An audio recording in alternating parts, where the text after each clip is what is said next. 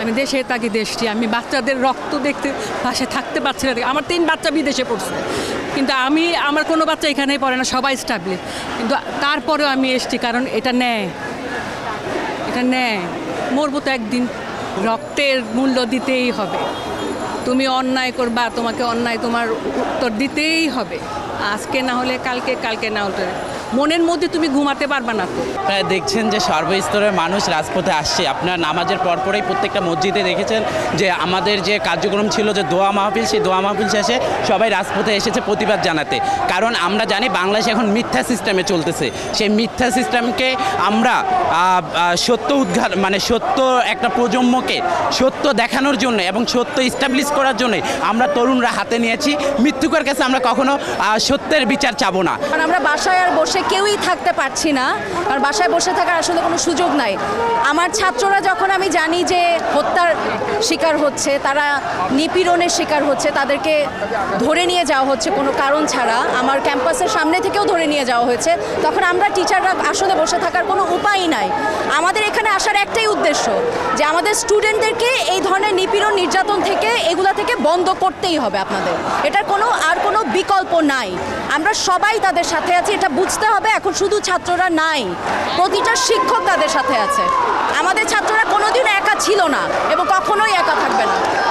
আমরা ঘুমাতেও পারছি না, আমাদের ছাত্ররা নির্বিচারে মারা যাবে, তাদেরকে গ্রেফতার করা হবে, আর আমরা ঘরে বসে ঘুমিয়ে থাকবো, এটা কখনোই হতে পারে না।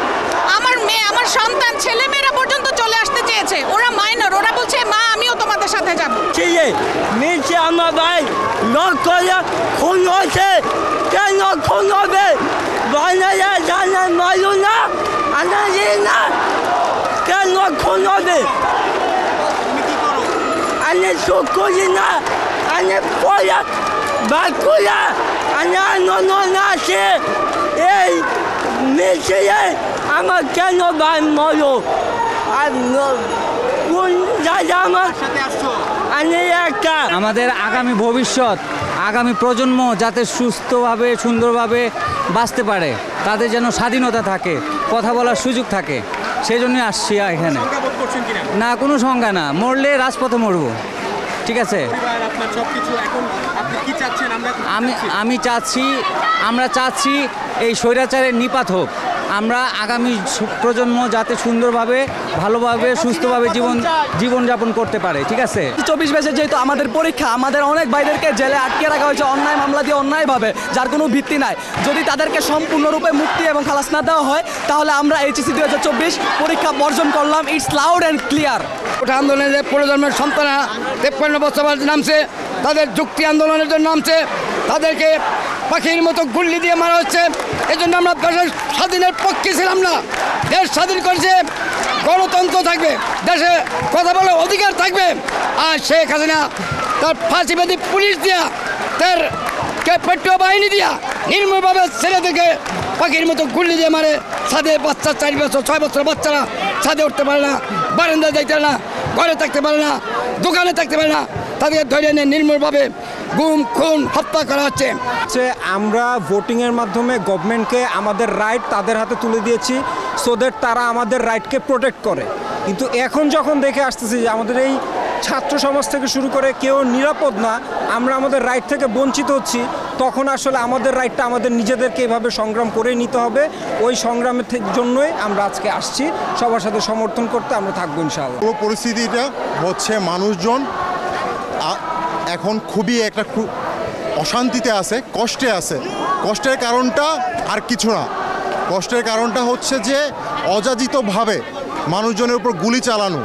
এই যে গুলি চালাচ্ছে, যাকে রাস্তায় নিরস্ত্র মানুষের উপর গুলি চালাচ্ছে, শিশুর উপর গুলি চালাচ্ছে, এটা তো যুদ্ধেও হয় না।